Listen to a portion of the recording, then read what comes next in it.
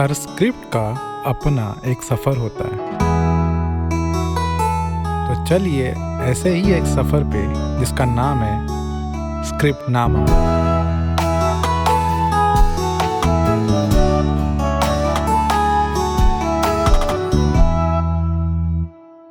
Hello and welcome to the second season of Scriptnama, एक ऐसा podcast जो कहानी के पीछे की कहानी सुनाता है। Today we have with us one of the finest and bold scriptwriters of Indian film industry.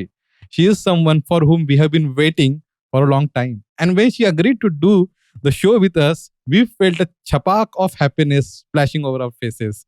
If our conversation goes right, I might have a margarita with a straw to enjoy my evening.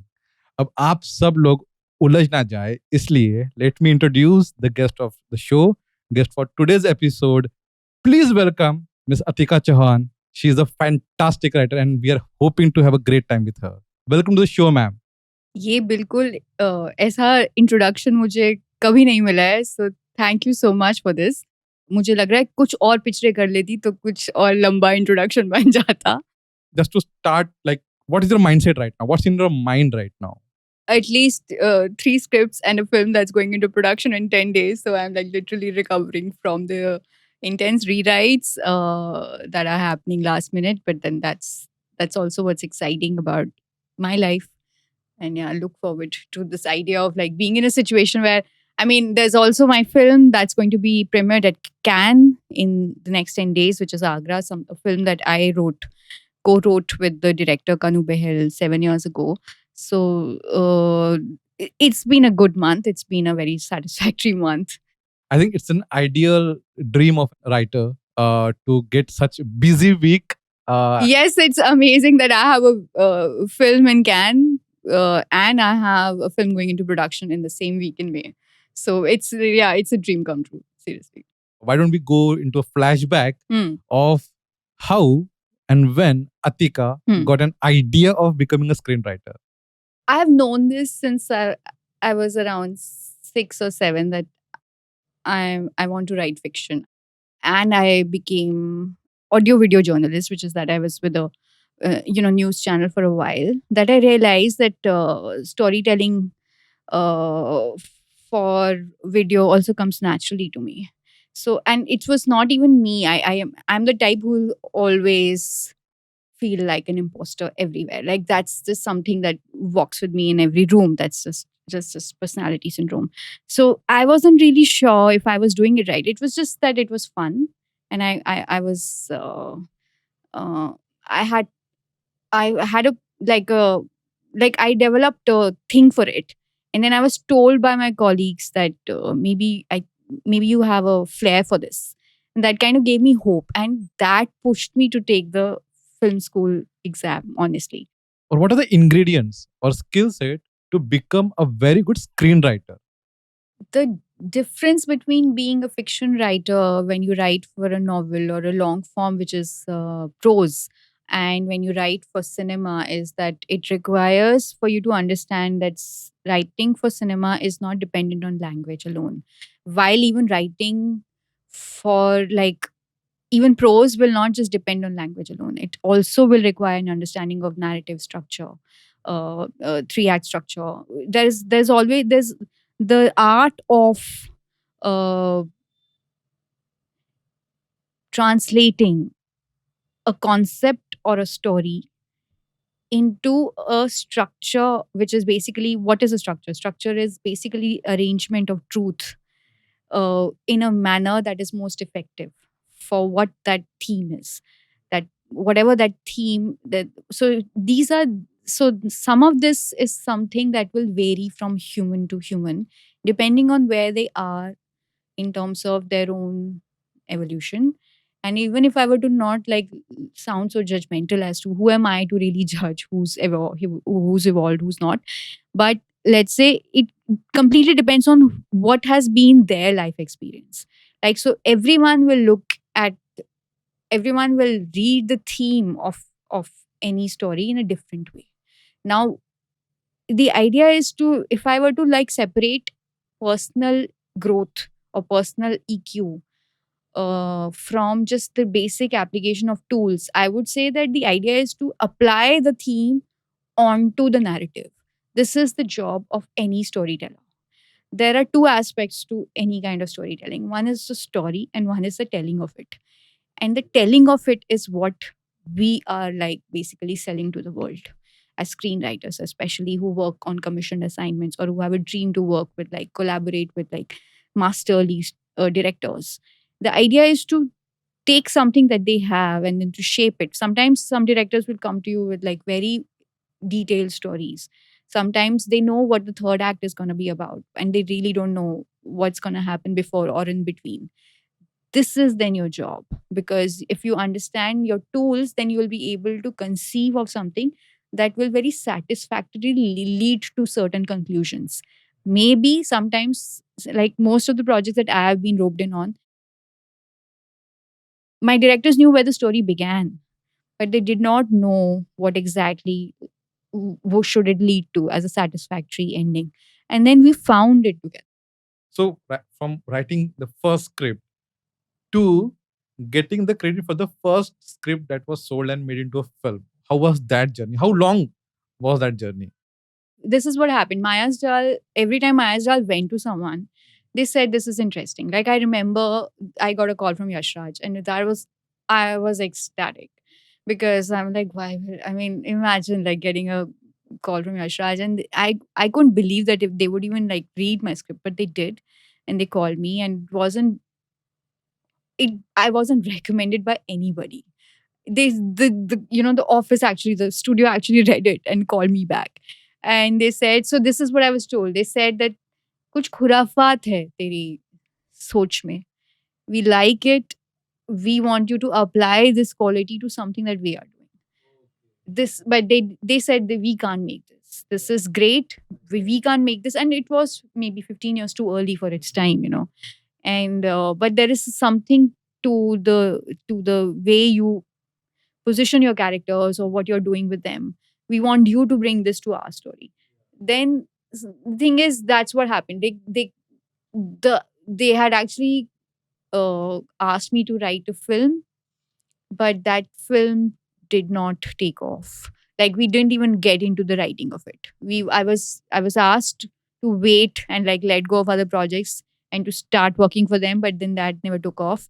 And then to compensate for that kind of waiting and delaying and like making me wonder what's really going on, they made me join the room for Rishta.com, which was Oh, a show that they yes, were yes, yes. making at that time. And so then that is why my first job in Bombay was Rishta.com, because I wrote 4 episodes for Rishta.com. Let's come to your film that we want to discuss, Chhapaak. Will you say that you found the story or did the story find you? The subject already belonged to Meghna Gulzar. She was wanting to work on that biography for a while. That's when she, in fact, was looking for a writer collaborator keenly in the industry at the time. I was already so I'd written Waiting, and I had also done the first few drafts of Agra, and I had met Hani Trehan, who that time was the casting director moving into direction many times. And Hani has been very, like, Hani has been a huge support. Like, he was very vocal about his admiration for my work, and he was in close touch with Meghna because he works in that camp. Like, he was always in Vishal's. He was Vishal's associate for a while. So when Meghna started asking out for a writer who can bring that kind of feminist sort of perspective, Honey thought of me. And that's how the journey began. Like, so basically, he made the two of us meet, and then it was supposed to be an interview. And of course, I met Meghna like 6 months after she had made Talwar. So for me, it was like I couldn't believe that I have just walked into the same room as the director of Talwar. I'm still such a big fan of that film. That film, like, it never gets old, right? Like, so I couldn't believe it because I mean, I had like when you are younger, you are very arrogant, and with the years as they pass, you just realize how you were just basically a fool.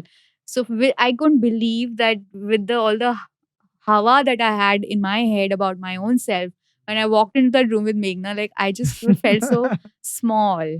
And I couldn't believe that she thought my ideas were good. I couldn't believe that. So this is how the arrangement was kind of like, this is how I got the job. I I think each job in my career I've got because I've done something that inspired other people to take a look at what I can do to something that they were doing. It was a very research extensive project. Like it was, we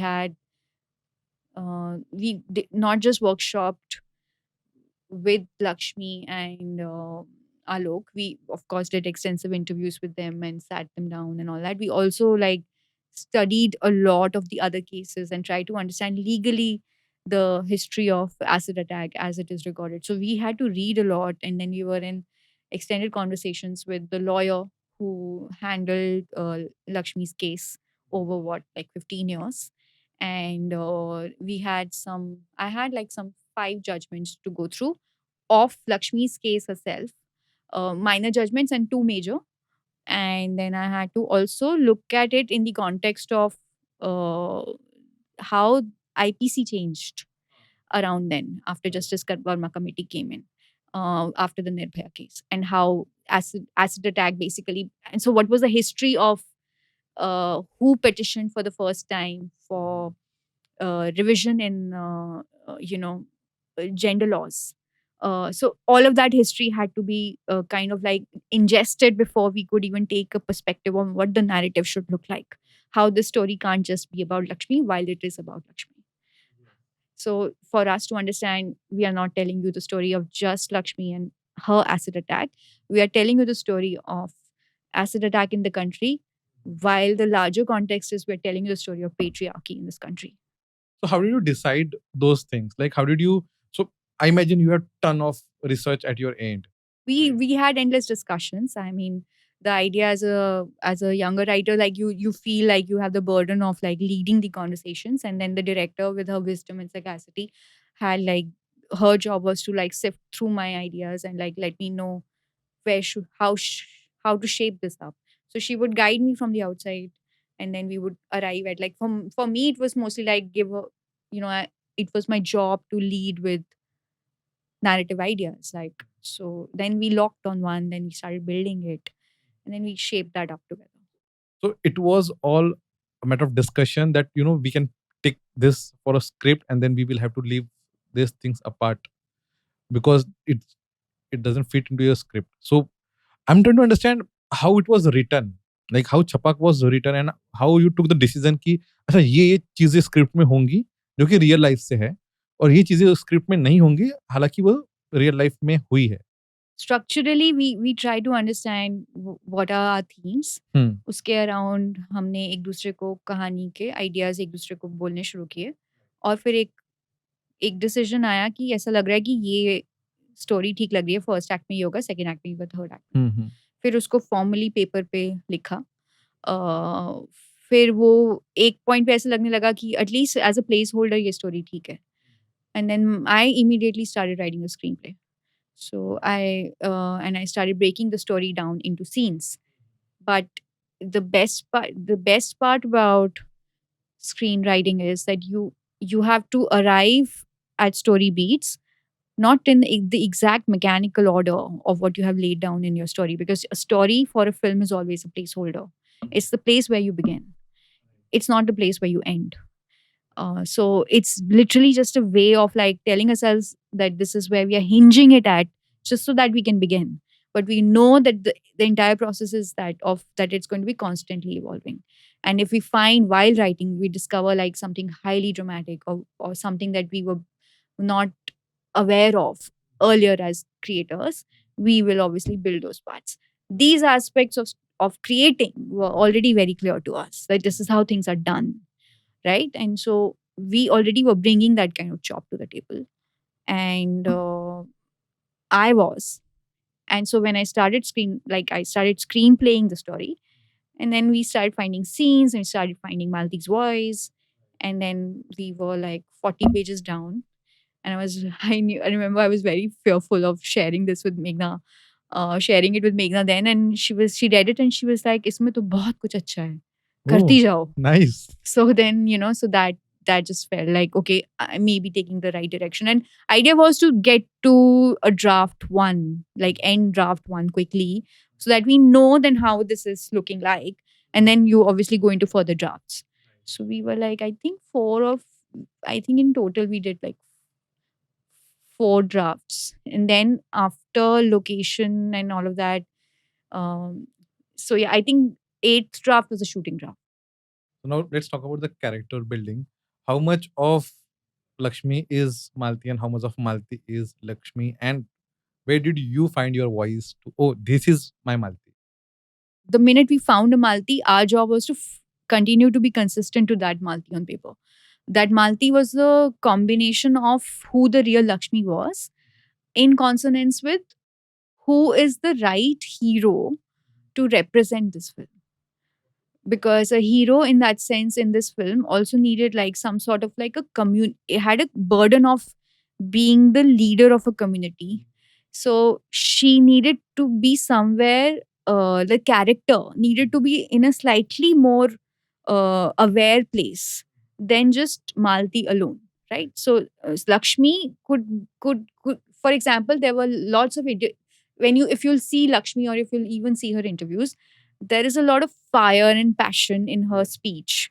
There is, and we tried to tap into all that, but we knew that there are certain aspects which were very idiosyncratic, which were very quirky, and which were very characteristic to Lakshmi herself, which we needed to somewhere mute or like expand in a way where other characteristics can also come to to sound grave at moments. Like we had to play around with some of those things. So we chose to keep a personality which allowed us to have sort of like a larger mic, like we can say more things. Having said that, because we knew how she was in person, she was like, there was her bravery was effortless.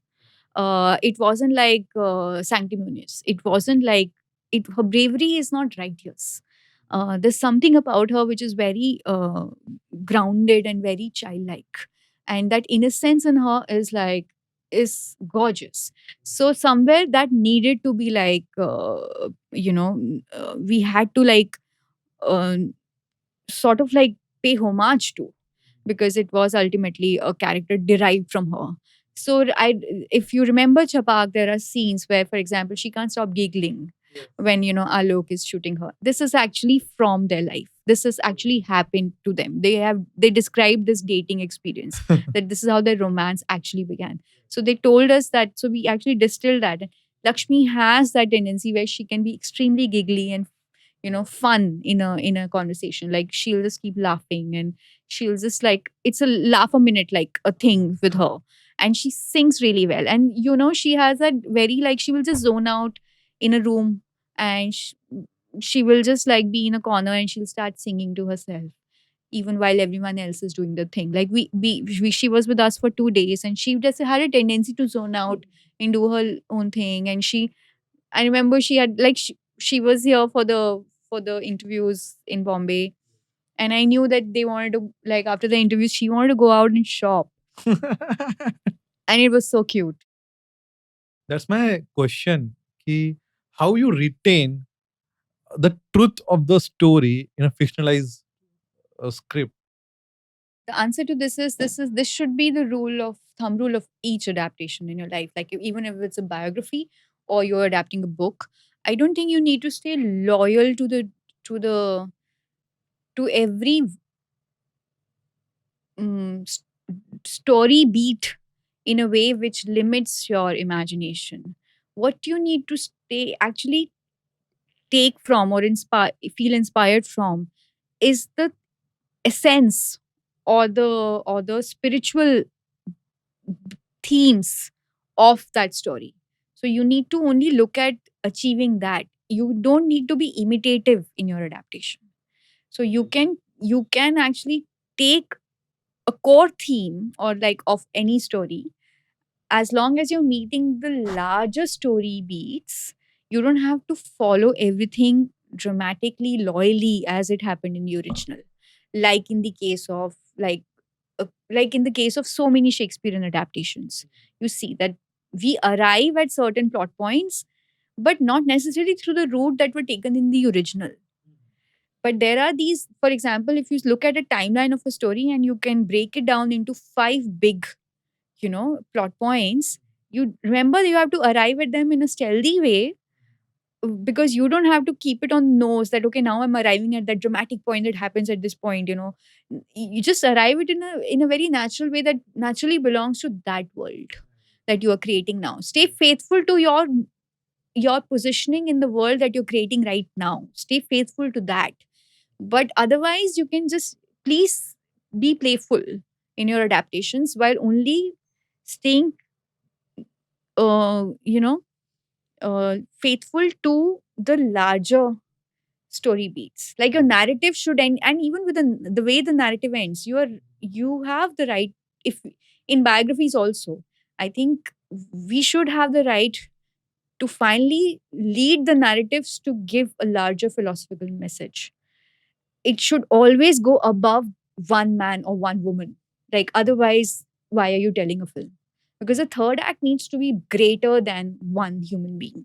Always. Like, even in an Abraham Lincoln film, you will see like the third act will always be about that time or that country or that ideology. It has to be a larger philosophical point. It has to be bigger than one human being. So while writing that screenplay, how do you decide like which event or parts of her life will be a part of script?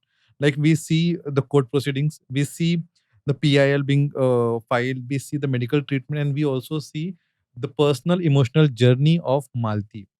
And I assume there must be 10 more points parts of her life. But how did you as a screenwriter decide ki I will stick to this?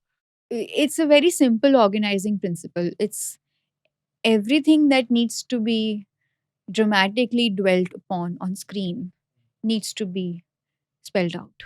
Like everything that needs that, uh, the parts that were the most uh, challenging are the parts that need to be captured by the screen. So sometimes there are those moments. Sometimes they are a big like sometimes it's a big chunk of her like going through a grueling legal procedure. So it's the part which is going to be dramatically very rich on screen. That's how you decide, like, because ultimately you want to engage. How do you approach rewriting? There is no getting out of it because rewriting is writing. Yes. It is only in the rewrites that the beats become crisp. It is only in the rewriting that we discover it. It is only the creative solutions. Each time, like, someone keeps giving you feedback. Sometimes, the feedback, the language of the feedback may be very has pushed you away from where the solutions are. But you need to look at it like if someone's pointed out an area, like if someone's reasonable enough and you trust their judgment, and if they're pointing out a certain thing and 5 people out of 10 have pointed out at the same area of problem in the script, maybe they're not equipped enough to offer solutions. So don't listen to the solutions, but do understand that there's something that's not working, which is why a lot of people are pointing out something. Address the problem that exists. Yes. First, acknowledge that there is a problem. Like sometimes we just want to believe that there is no rewrite required. And that is where it is. That is why some films just end up being good films. They never become great films. Right. So from the journey from good to great is to understand and to recognize and to humbly acknowledge that yes, this part may not be working. Maybe there's more drama in this that's not come out and it will come out with more passes. So we shouldn't be actually the writing is all in the subsequent drafts. So how to get that objectivity right? What one should ask themselves when they are reading or rereading their drafts? I think you should leave it alone for some time after writing it. Like you are always very blind to your, what you have written. Either you'll hate it or you'll love it too much at the moment that you've written it. You need to give it like perhaps a few months. If you can't afford few months, a few weeks, you will never be able to have a perspective on what actually you have written. You need some distance for sure. So, and the other thing is, of course, like whoever, if you have a tribe of like even 3 trusted people who may not even be screenwriters, but basically you know that their emotional responses are very strong, or they have a very strong EQ. because I really value people with strong EQ. For me, more than like I don't want technical appraisal from my readers. I actually want them. I want to know तुम रोए कब, कौन सी line पे रोना आया, कहाँ पे हंसी आई, did you understand this aspect, वो क्या कर रहा था, उसका इंटेंशन क्या था, मोटिव क्या था, उसने क्या छुपाया, लाइक डिड यू सी वो उसने झूठ बोला था, डिड यू सी उसका पे यहाँ, एंड यू नो इवन ले readers are able to gauge this because everyone watches films, right? So everyone has already developed that intellect to break down a film as much. So that journey if they do with you, because then I question my readers कि तुम्हें ये यहाँ पे क्या लगा, इसमें क्या लगा, ये मजा आया. So I then start a conversation around it for me to ask for me to get those responses from them. When do you approach dialogue writing? During rewrites, or what is the process of writing dialogues? Because you had written really some I kick-ass dialogue. actually, yeah, so for me, I can't separate dialogue from screenplay. I don't know if I'm good at it, but for me, my personal process is that I do a structure scene breakdown simultaneously. Like I'm not able to move on till I know how the first 20-25 pages of my screenplay are looking with dialogues. And unless I have, like, I need to find the biggest struggle that I always have is to find the voices of my principal characters. The minute I find those voices, like by 20th page, normally it's pretty much cracked. I think after that I move easily. And what will you tell writers who are continuously like you and me? We all go through the phase of self-doubt, insecurity, and lack of confidence, and one very important syndrome, imposter syndrome. Yeah. Like I always feel I have read this somewhere. यार ये मेरा original नहीं है, ये dialogue मैंने नहीं लिखा है. हाँ. So what you tell, like what you want to tell to them? That we always will feel inadequate is something we should now accept. Like, as if you're actually, maybe that's a sign of a true writer. Like you should really be grounded and really look at it like you're not. It's not like you're the original leader or creator of emotions. Human emotions का ही काम कर रहे हैं ना, तो human emotions हमने नहीं बनाए हैं, हम सिर्फ उनको क्रॉनिकल कर रहे हैं. और क्योंकि हम अगर फेथफुली क्रॉनिकल करेंगे तो हमारे से पहले भी किसी ने किया होगा और हमारे बाद भी कोई करेगा. तो हम जिस टाइम में हैं हम उस टाइम को कैप्चर कर रहे हैं और क्रॉनिकल कर रहे हैं. अगर हम उस जॉब को थोड़ा if we like bring ourselves on the ground, it becomes easy. Looking back 10 years, 15 years, and now, has your process changed, evolved, or you're like, I'm sticking to what I used to do? I don't do the mandatory step outlines anymore. Like I just now, because I don't waste my time writing very detailed step outlines. I have, because I think I have developed a sharper sense of how much scenes are gonna flow. Mhm. Once I develop a larger understanding of the structure, I do a beat sheet privately for me, and I know a lot of people do that too. Like I just do a one liner. I'll do a one line beat sheet, and then around that I will start finding the story. So then I'll just start keep building into my beat sheet, and then my beat sheet will swell up, and then between that only my scenes begin to, like, they just start shaping up. And then the minute I have like the first 4 moments, I just start writing. If I start writing, once I start writing, then, but if on 20th page, if I found the voice of my character, then I never look back at the beat sheet. By the time I have already internalized it, then I will just take the zero draft onwards. So instead of wasting time doing a step outline, I now invest time on the zero draft. Like I use all my time to quickly write a dialogue draft of my screenplay, and I call it my zero draft. And how comfortable you are writing song situations in the script nowadays? It's a necessary part of, for especially like I'm a writer who's traveled from indie to intelligent commercial, and I know that there are parts of the script which will require me to montage something and say playback song 1, you know. Best part is that now we live in a time where we know that it is going to be a very important part of storytelling itself. So now we have to skillfully conflate it. Like I am going to put the song at a point where I know I want the story to move faster, and it's like also a transition point for story to move faster. So this is a great time for us to have a stanza of a song coming in. We can't let you go without your recommendations. So please recommend some films and series that every writer should, see to just learn screenwriting from watching something on screen. I know that there are few films that are right now at this moment, also like the last few years. These are my text films, so I would just share them. Prisoners, Denis Villeneuve, uh, Burning, um, the Korean film, then Nayak, Satyajit Ray.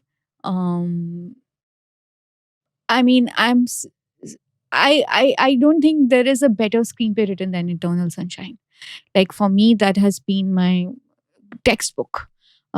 Just rereading Eternal Sunshine aligns me.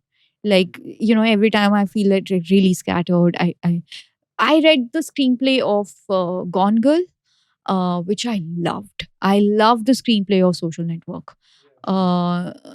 This is also something I'd like to tell younger screenwriters. Actually, don't talk to older screenwriters. Don't waste your time like buying some expensive workshops on screenwriting. Please read a screenplay a week. Please read a screenplay a week of your favorite film and read it properly, like, and watch the film and then go back and read your screenplay and then go back and watch the film and then see everything that there is possibly to, like, YouTube the fuck out of it and just like stay with it, and you will get more out of that exercise than you would from like multiple lessons with some where you'll pay a lot of money to some fancy screenwriter. They're just like wasting your time. No one can teach you to do this. You'll have to teach it yourself. There's one more thing that I'd like to say. This is something, it's just a practitioner's hack. Like how no cookbook in the world can make you a cook, and no driving manual can make you a driver. Neither can a filmmaking course or a film writer workshop will make you a trained or a skilled writer, a screenwriter. Screenwriting itself will teach you to write screenwriting better. Like you want to do better screenwriting, write more, fail more. I have put 15 years of insane amount of hours into screenwriting, and I think I'm a terrible screenwriter. I'm a terrible screenwriter. The only thing, most redeeming thing about me has been that I have just been like shameless. Like I have gone back to it repeatedly, failed again on paper, have been shamed by many people, including some really illustrious directors, ki ye kya likha hai? And I have gone back and have had the courage to restart it because I really believe that that's the only way one will learn, and all of us are students of writing, and it's a very humbling process. Like if you ever want to get your ego kind of like checked, start screenwriting. So you will be apni aukaat samajh aa jayegi jaldi se. And so for me, this is the one advice, that don't waste your time looking for solutions outside of you. Use all your time to actually focus on the craft, because it's all there. Like how you can learn, people can learn guitar off the YouTube. Are you saying you can't learn screenwriting by reading screenplays? You will. That's the only way you'll read. That's the only way you will learn. You just need to read screenplays, and there are some. So this is the thing, you will find out that some screenwriters are also their own directors, and then for example, their shooting drafts or their screenwriting is very different. Like, have you ever read an Ari Aster screenplay? It's detailed to the T, to a degree where it's so cluttered. There's so much black on white, where you're like, my God, like, how does one find the story in this? But if you see the film, his beats are so sharp. His scenes are so sharp. They're actually so quick. Why has he given, but he has written it all for himself because he knows he's his own director. He's actually found the scene while writing it in thorough detail. And it's just too many words for like one little beat. He's taken half a page, So, but actually, in real, when you see a Hereditary, you will see it just happened in a flash what he's taken half a page to fucking describe. But that's his process. Some writers, for example, it's like Sorkin, he will be so sharp on paper because he knows he's writing for a director with the class of like a Fincher. And so that's a different arrangement. So this is the thing, there's no process right or wrong. But the more you read, the more confident you will be about how to channel this. That's the only way. So swimming, it's a life skill. If screenwriting is a life skill, you'll have to do it to learn it. After doing it for a few years, if you then take up a workshop which helps you understand why aren't you growing, I think those will benefit you more. But if you just think that it is like getting through this course or that course that's going to lead you to like become the best writer, I'm sorry, that is the reason why it's not happening. So don't focus on externals. Focus on actually बिल्कुल ₹0 में होगा ये. ₹0 में ये. All the screenplays are easily available. You just have to download them. Bring the patience to read them. Break them down on paper. Do it. It's a fun exercise to do. Then go watch that film again. Go watch that scene again. For me, guys, my takeaway are just 2 words. Reading a screenplay is a must, and restarting your screenplay is a must. Like Rewriting. Rewriting and rewriting. So yeah, these are the 2 takeaways for me. And thank you, Atika ma'am and Atika, for being such an insightful guest and such a fun talk. I hope you had an equally good time. I had a great time. I talked. So so thank you for your time, and hope to catch you guys later. Thank you guys, and thank you ma'am. Thank you for listening to our episode. We hope you enjoyed it and found some answers and insight. If you liked it, please subscribe the show and share it with your friends. You can also follow us on Instagram for regular updates. Details mentioned in the description. Thank you for your time.